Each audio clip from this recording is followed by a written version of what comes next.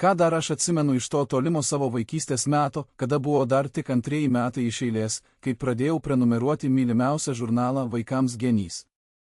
Taip, šiltomis vasaros dienomis aš tuos savo gautus Genio numerius dažnai išsineždavau iš trobos į lauką, kur vartydavau puslapius ir skaitydavau po atviru dangumi.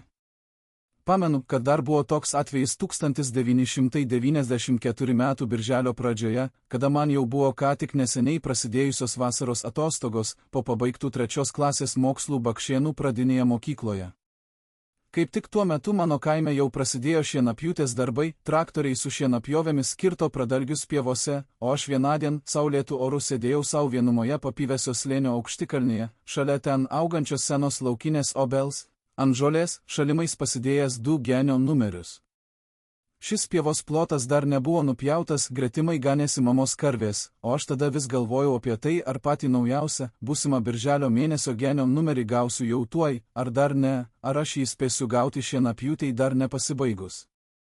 Deja, bet tada taip nutiko, kad patį naujausią žurnalo numerį pagaliau gavau tik kito mėnesio pradžioje, prieš pat Mindauginę.